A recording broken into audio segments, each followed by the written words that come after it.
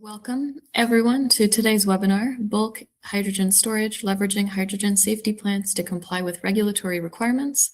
I'm Stephanie, and I'll be your host for today's session. A couple of quick housekeeping notes before we begin. Today's webinar is being recorded, and we'll make the recording available to you in the next couple of weeks. Please submit any questions using the Q&A box in Zoho Webinar. My colleague Christine Watson will be moderating the Q&A throughout the presentation. Some questions will be answered live and some will be saved for the Q&A at the end. We also, please take a moment to review the disclaimer on your screen. This webinar is intended for informational purposes and does not constitute professional advice. The views expressed here are those of the presenter and do not necessarily reflect those of AcuTech Group. This session is being recorded, and by participating, you consent to that recording. For those joining an AcuTech webinar for the first time, a brief introduction. Since 1994, AcuTech's been a global leader in consulting, training, and software solutions for process risk management. We bring deep expertise in both the management and technical aspects of risk, working with organizations ranging from the world's largest companies and government agencies, all with the goal of improving safety, security, environmental, and operational performance. AcuTech's hydrogen team in particular has over 20 years of experience supporting hydrogen facility developers through compliance, safety planning, and hazard analysis. So what are we covering today? As large-scale hydrogen refueling infrastructure expands rapidly across California and beyond, developers face a complex and evolving regulatory landscape. Today's session focuses on the 10,000-pound threshold for federal and state regulatory compliance considerations and how a comprehensive hydrogen safety plan can tie those elements together to support infrastructure that's safe, compliant, and scalable. Whether you're pursuing CEC funding, moving a project from concept to permitting, or trying to understand which regulations apply to your facility and when, understanding regulatory applicability early can save significant time and cost downstream. And that's exactly what today's session is designed to help you do. It's my pleasure to introduce today's presenter, Aaron Harris, Group Leader of the Hydrogen Services at AcuTech. Aaron brings over 20 years of hands-on experience developing, implementing, and supporting operations, maintenance, and incident response for hydrogen fueling vehicles and infrastructure. He's led safety and compliance initiatives for hydrogen vehicle and infrastructure systems, developed organizational safety programs, and contributed directly to the advancement of hydrogen safety codes, standards, and regulations, including NFPA 2 and SAE J2601. Aaron helped spearhead the development of the AICHE Center for Hydrogen Safety and served as its first managing board chairperson, and he currently serves on the U.S. Department of Energy's Hydrogen Safety Panel.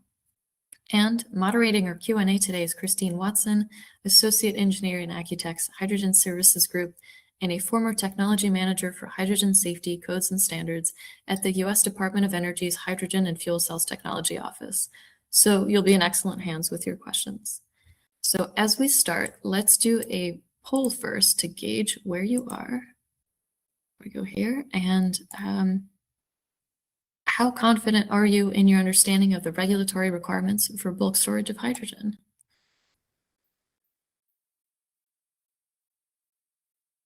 All right. Give you guys another moment to vote.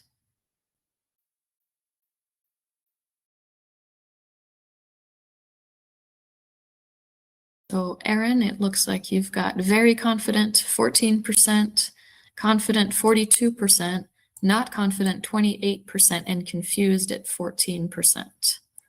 So with that, the floor is yours, and here's your audience.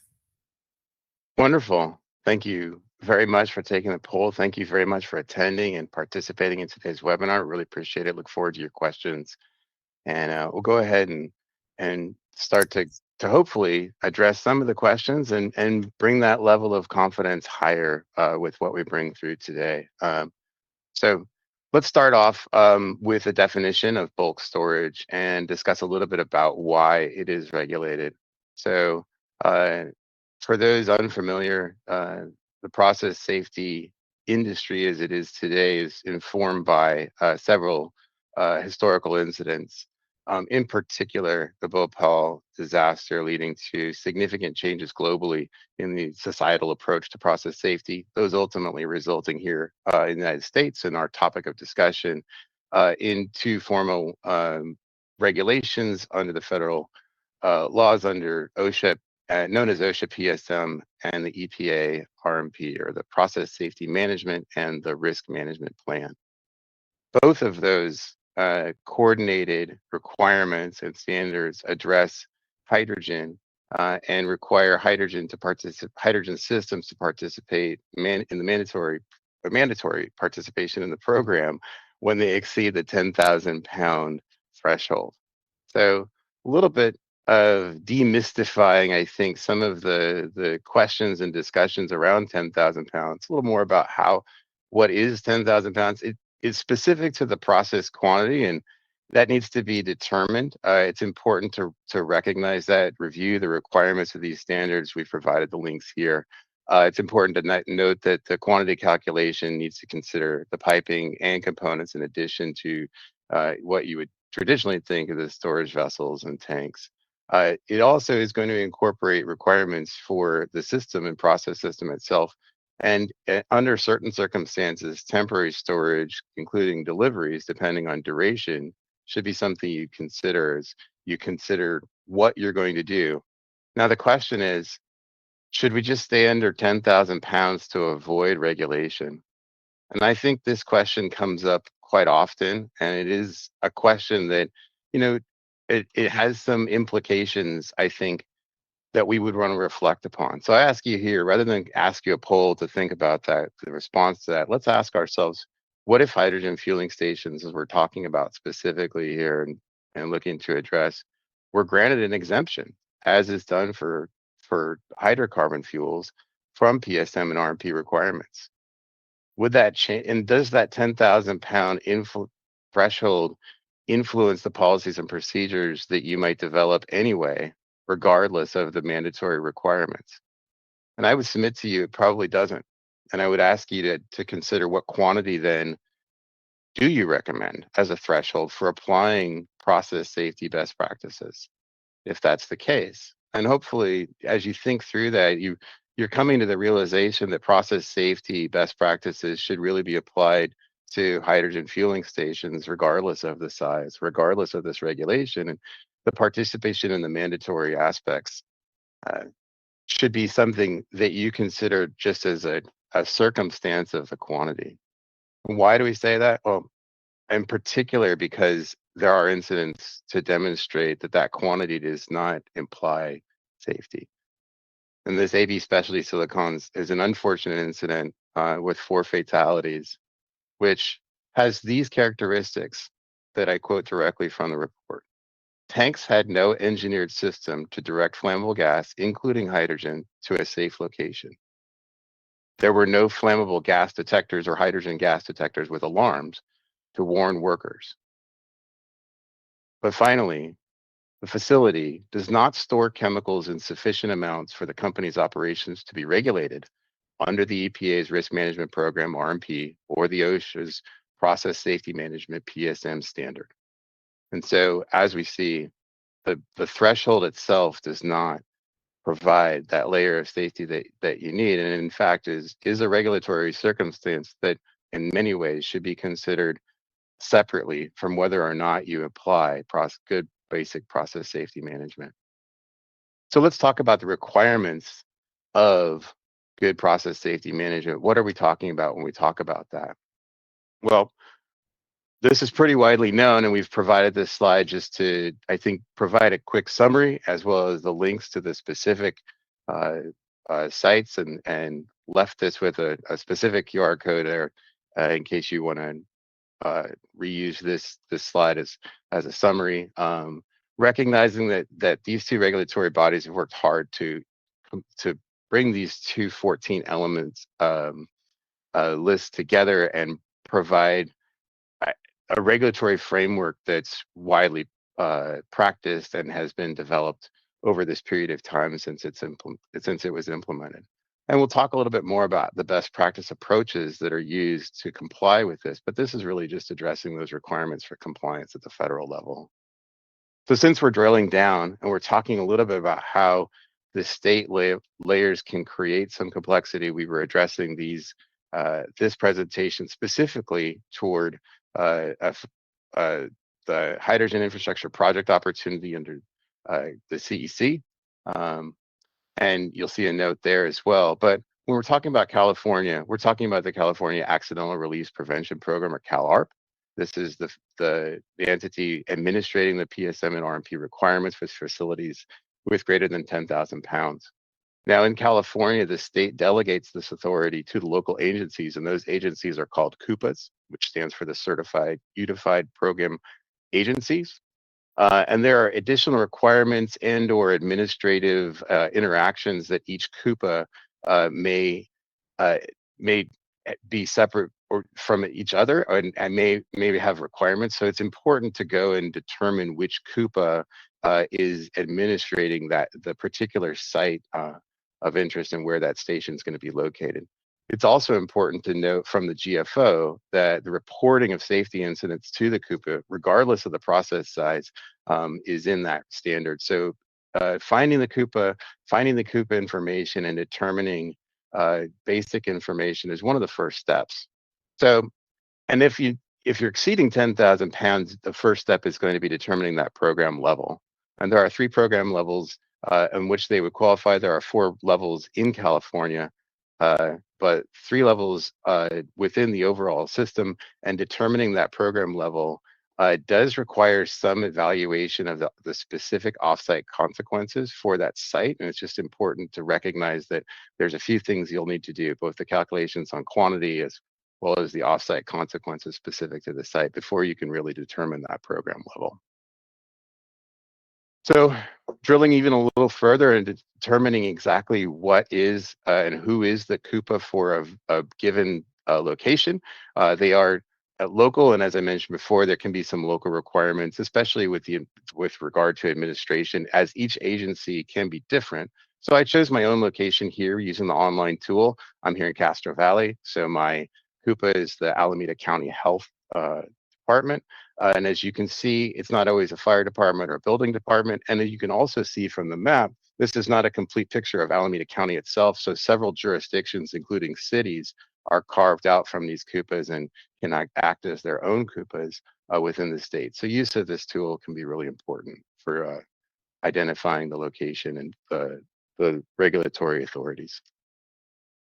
So a specific example from a recent activity that we've conducted in Los Angeles, City of Los Angeles Fire Department, provides a lot of great information and several helpful websites. When we bring that information together, what's important to recognize, and as an example of what we discussed before about the CUPA itself having some administrative layers and other things, is the existence of the hazardous material business plan within the state of California as well. And this is a requirement for facilities that store very small amounts of hazardous materials, and it has a much smaller, I would say, it has a reduced amount of regulatory requirement, as most businesses, I would say, in the state of California wind up submitting a hazardous material business plan through the California Environmental Reporting System. The note here for this is that for existing facilities which may be adding hydrogen fueling equipment, is that this RMP requirement, when exceeding the 10,000 pounds, is going to be something, especially for the city of Los Angeles, which interacted with that environmental reporting system, not only as far as submitting the technical documents, but also for the administrative purposes of permits, issuance, and invoices and administrative activities. So we provide for you an example of the layers of complexity and details that are going to need to come forward for any individual site. And really organizing that information is going to be something we're going to say, and no big surprise, would be part of what you'd want to organize in a comprehensive safety plan. And that's where we're asking ourselves, for that comprehensive safety plan, what are some of the things that we have, and what are some of the things that we're going to need? So the safety plan, let's just say, for example, that we're going to submit to the CEC initially, is going to provide, and the RMP are going to have, that basic process safety information. They're going to satisfy the state, federal right to know laws, and they're going to allow first responders to prevent and mitigate impacts from accidental releases. Those are the purposes and functions of these documents. The CEC plan is going to communicate the safety performance expectations from CEC to the projects, and then the projects responding with their plans back to the CEC, which in many ways is a safety culture best practice that we'll talk about a little bit later when we talk about how we develop this comprehensive safety plan. But recognizing that the RMP and CEC safety plans themselves do not necessarily cover all of the features that we may want.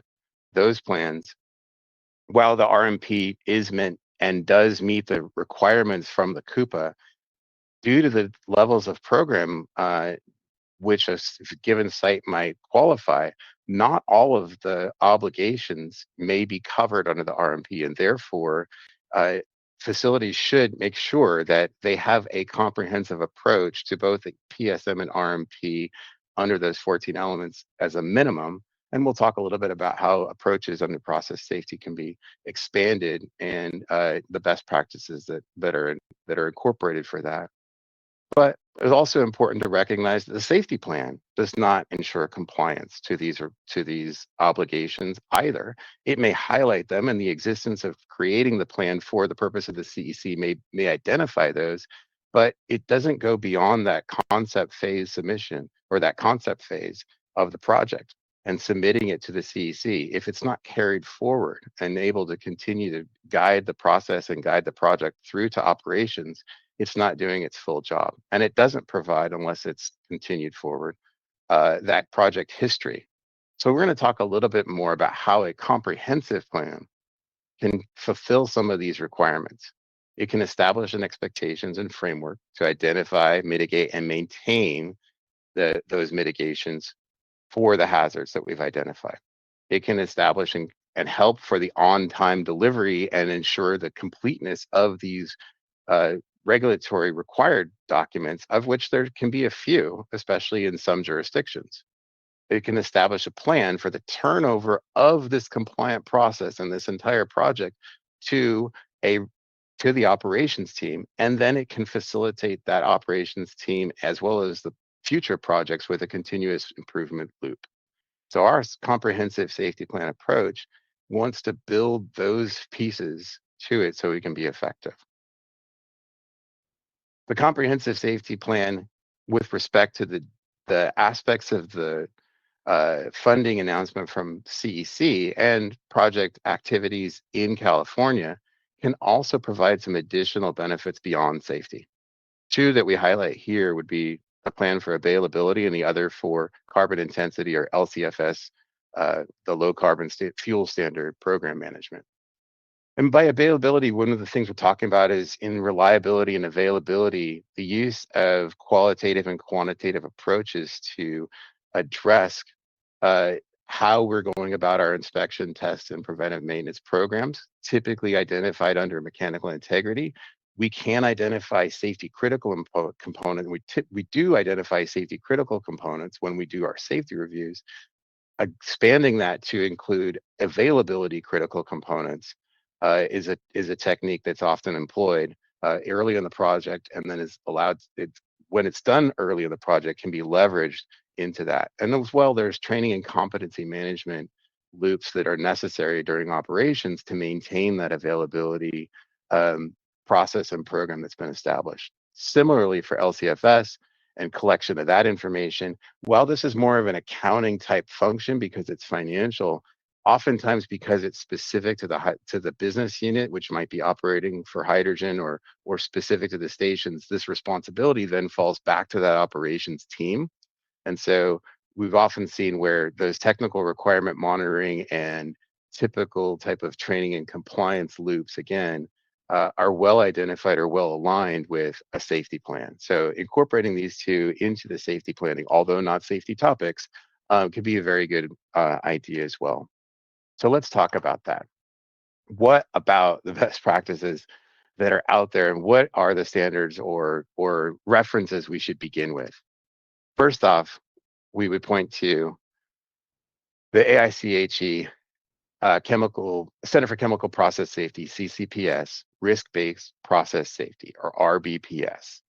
The RBPS grew out of AICHE's efforts to develop first the Center for Chemical Process Safety as a response to, as we've mentioned before, the Bhopal incident. And then it established from those charter companies, much like what's happening today with the Center for Hydrogen Safety pillars, and establish these elements and the approach for addressing process safety. And those four pillars, which we'll expand upon and define more, we'll give to names to in the next slide, and are defined in this small image here. Let me just read off for you. Be developing, sustaining a culture that embraces process safety. We talked about this in the way that the CEC is providing that cultural impact, and then identifying, understanding, and complying with code standards and regulations and laws. Another key aspect. So we're identifying what does the RMP and PSM requirements, but also these state and even regional or local requirements uh, mean for me and for my program. Establishing and continually enhancing organizational competence, as we talked about, those loops of training and competence, and then soliciting input from and consulting with all stakeholders, including employees, contractors, and neighbors. But putting all of those pieces together, the CCPS has created this image of a foundation of four elements and several pillars of these 20 elements to hold up this house. At AcuTech, we've re-envisioned that in a Deming cycle, plan, do, check, act type of circle that we feel like aligns well when we get into helping companies with developing policies and procedures, knowing that many policies and procedures will follow this type of format as well. And so this aligns well with the formatting, but it also, again, aligns well with the process and the activities and the responsibility flow. And when we look at these as pillars and we give them these specific names of committing to process safety, understanding the hazards or risks, managing the risk, and then learning from that experience, it starts to build for us how those 20 elements begin to interact with one another. So this, for process safety management, is a very effective tool and has been developed and continues to develop under CCPS, and with the help of companies like AcuTech and others. But it leaves us asking ourselves, we have all of these elements and different names to comply with, and we do still have to write this safety plan, especially for organizations, funding organizations like the CEC. And so we wind up with a wide array of information, and that's seemingly consistent or seemingly overlapping with each other. And while they ensure compliance, do they really ensure everything that we need as we discuss our needs for our hydrogen safety plan? So let's put that all together. Hydrogen safety plan as a whole, and how do we combine all of those elements, the process safety management, the risk management program, the RBPS, and those requirements, say, for a DOE hydrogen safety plan, whether we think it's a good idea from our own internal funding and concept development, or that is something that's a requirement given to us, say, for example, from the CEC. We want to address all of those with this comprehensive safety plan. We want to combine those funding and compliance requirements into the best practices. We want to maintain a living document across all phases of the project, from concept to operations, that records what we are doing, what we've decided, and then helps inform that operations so that they can quickly go back and identify how a system became the way that it is, what were some of the decisions that were made, and then they can most effectively inform themselves on how to change that through a management of change process. So what does that going to look like? It's going to go back to looking at, again, those four safety pillars and identifying for ourselves what are our key objectives in these, if we were to consider them perhaps more like project phases and safety phases of a project rather than individual pillars. And so we start to say, okay, well, if we look at committing to process safety, we really want to think about what is the worst case and what are the boundary conditions around that? What is our threshold? Is this site even acceptable or tolerable for what we want to do with it? Or should we pick another location or a new location for this equipment on the same site? Those sort of high level questions. And then we're able to approve and pass through that stage gate, saying, okay, we're okay with this site perhaps, but we really need to identify all of the issues that might go wrong. And this is where we find typical safety activities. hazard identification, hazard and operability or HAZOP reviews, and LOPA, and these functional safety uh, assessments that really identify in an engineering sense the technical details, the requirements that we're going to have for our process safety system. And then we get into managing the risk, whether we're addressing it with the compliance requirements and then changes that may come up from local permitting or other requests or impacts. And then what we build, and making sure that what we build and what we redline in the construction process is consistent, accurate, and carried forward into the final steps. And we're doing that PSSR. We're checking the site, equipment, and process for the readiness to operate. And then finally incorporating that learning from experience by maintaining safe operations. And again, we talked about maintaining safe operations by the project establishing a good management of change and a good audit and feedback loop with management review, which are all important features that we'll start to address. But first off, we might think about, we know we have this requirement for submitting the safety plan. And the safety plan development is spelled out specifically within the safety guidance and provides a description and adherence to the most recent public guidelines for through the life of the station. Again, the CEC safety plan requirements are starting to push forward that requirement of incorporating operations, a detailed description of how the recipient will conform to NFPA 2 2020, specific version and edition compliance requirement review for this specific request, and a detailed description of ongoing safety training and station personnel for initial operation through retraining over the life of each station. Again, some activity and life of this safety plan beyond its initial submission and acceptance, and a need to consider all of the activities going forward. So we've established that the CEC is requiring some of these pieces. We've established that they're good ideas for us to do, and they are best practices. So when we start to think about how we're going to form and develop this comprehensive safety plan, it now stands to reason that we can just use those pillars as our chapters. And we can populate those chapters with those 20 elements in a sequential order of the way the project is going to proceed. We're going to start with that commitment to process safety, and that's going to include an establishment of safety culture, standards, compliance, what standards we're going to comply to, and the competency that we're going to need throughout the project and the operations. Who's going to be involved, whether it's the workforce or the stakeholders, our neighbors and our suppliers, and our subcontractors. And then getting into each one of those, I would say, more consistently or commonly, the activity and operation level activities and engineering activities as the process hazard, knowledge management, and then into the operating activities of establishing and developing the procedures, maintaining the procedures.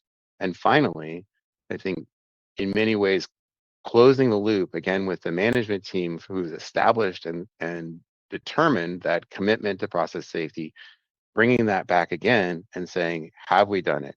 What are our incident investigations telling us? What are our metrics telling us? What is coming from audits? Are we conducting audits? And then from the project perspective, this safety document as it lives through the project can record those decisions and make a record of what we've made major decisions or changes to along the way to help inform the operations. In many ways, that comprehensive safety plan follows then, and the chapters follow the phases that we talked about earlier and have identified earlier from our project development. And as it turns out, if we are able to follow through with our safety plan, it also provides us a very good roadmap as to what needs to happen and when, as far as filling in the safety plan details and continuing this living document moving forward. This allows us to make notes, say, for example, during the early concept funding phase and have a place to keep those records. We should make sure that we write this operating procedure. That note and future thoughts can be captured early in the safety plan, kept alive until it comes time to finally write those operating procedures later in the process. But we can also plan to write those operating procedures as soon as we know or we've made the commitments, say, for example, to procuring the piece of equipment, and we know the user manual that's going to come with that piece of equipment. that's when we can start to plan the release of those pieces of work and make sure that we end our construction and our commissioning with a full and complete set of documentation as guided by our safety plan. So this safety plan can be a really effective tool if used in this manner to help guide the process and meet the compliance early on. So I hope we've made some reasonable and helpful uh, guidance notes for you. One of the things we want to make sure we offer to you, as well as how we intend to approach that and how AcuTech can help you with this process. So we wanted to make sure that we identify where is specifically the services from AcuTech might come into play in developing this. Now, of course, helping develop that initial safety plan, doing evaluations of the site, and helping uh, with those early decisions on whether or not to proceed and whether or not to fund, if that's the questions early on in the process. And then getting into those engineering details and supporting PHAs, code compliance, and looking at consequence and risk assessments.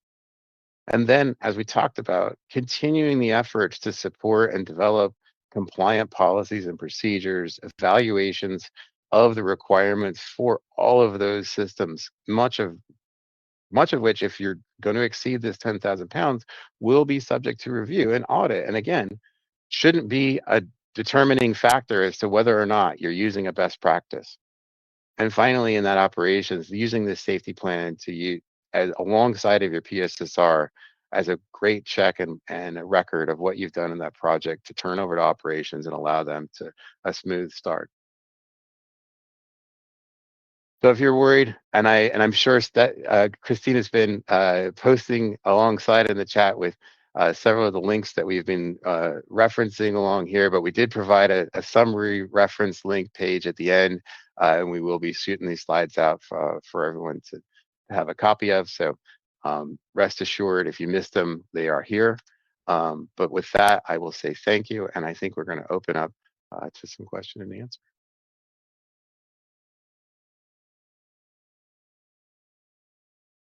Mute myself. Thank you, Aaron. That was very thorough, very practical walkthrough, straightforward of the regulatory landscape and how safety plans bring everything together. I am Christine Watson. I'll be moderating the Q&A for everyone in the next few minutes. And let's see, so we had one question come in that you answered live. We can repeat it for anyone who didn't catch it. The question was, can changes be made to the safety plan as the design evolves through the project lifecycle, or should you make it generic at the beginning to accommodate for potential changes? Thanks. That's a great one. And I think generally we've said that yes, certainly the idea being that the safety plan is going to change, especially if you're writing it and taking a snapshot or recording a version or submitting a version at that early concept phase. In fact, it may even change the equipment supplier. From some of these early phase projects and some of those initial capital decisions. So it is certainly meant for that. But I think that it also. I'm going to answer and say yes to both in a sense from this question, but I'll try not to dodge it in that way. But I'll also say that the genericness of it allows, I think, the repeat function for those who want to have a number of facilities and they have a commonality of those facilities and manage those facilities in a consistent way. That generic approach then allows and facilitates for that. So I think both ideas were considered in developing this approach. Thank you. Another question, this is one that we've been getting pretty frequently, I think, is what are you aware of any regulations in other states other than California? There, there are some other states to point at, and it gets complex from there, I would say. One in particular would be Massachusetts, which has a sort of a PSM light level, similar to the HMBP or Hazardous Material Business Plan approach in California. Only there's a tiered approach rather than California having sort of two tiers, in a sense. I'd certainly welcome any other comments or thoughts, but that's the quick one that comes to mind off the top of the head. But it is worthy of making sure that at least to note, to say that not every state has quite the rigor of California, but also I would say that it can be a little more challenging to find some where the state program exists, and how then it's administered at the local level, whereas it's pretty straightforward in California, for that comparison. Thank you. Everyone attending, if you would like to submit a question through the Q&A, I think we've made it through our questions so far. To give people a minute to think of their questions and enter them.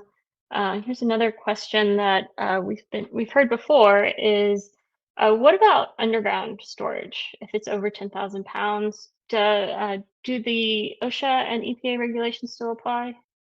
Varies, but at some point the PIMSA takes over, and that's an important distinction that needs to be defined and identified in that compliance requirements. And then you get into the sort of interesting landscape of various state regulations and regulatory dynamics, as well. So it's an important feature of, and I think an evolving one as we go forward. While we considered liquid and gaseous above ground, the below ground, I think as the market viability and size increases, there could be, I think, more and more considerations. There's been several pilot projects, and people should look into those and the references that have been written about those.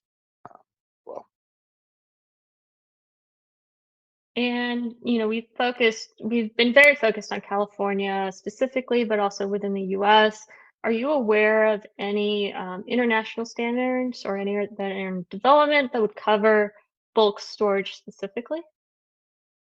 nothing that would be entirely comprehensive. There are application specific pieces, I think, and then the harmonization activity of international standards is certainly one of those routine government functions. I would say that it's part of sort of the pre-normative landscape of academics who do research in safety topics, and then information that then flows from people like the safety panel writing white papers or other documents, to then inform those regulatory agencies, and to try to do so in a consistent way so that the updates can occur simultaneously where there's a consistency of expert opinion. But there are differences regionally on risk tolerance and other things stemming from how we've all developed these. So it's important to recognize and understand the regional differences. Yeah. Last call for any questions, please. Feel free to use the Q&A feature to put those in the chat. Well, thank you all again for an opportunity to speak, and thank you for attending and or tuning in. Great. I think Look forward Stephanie to more questions. will turn it over to you unless there's any late questions. All right. So thanks, Christine, Aaron. A few items before we sign off. The recording of today's webinar will be available in the next few days. We'll send you a link once it's posted. Feel free to share it with colleagues who are working on hydrogen infrastructure projects. If you need a PDH certificate for today's session, please email us at contact@acutechconsulting.com, and we'll get that right out to you. If your question didn't get answered, which I believe they've all been answered, we'll follow up with you directly. And the hydrogen team is here to help. So whether you're in early concept development or deep into permitting, if you'd like to talk through your specific project, reach out to us. You've got Aaron's contact information here, or at contact@acutechconsulting.com. Thanks again to Aaron and Christine, and thank you all for joining us. And we hope to see you at a future AcuTech webinar. Have a wonderful rest of your day.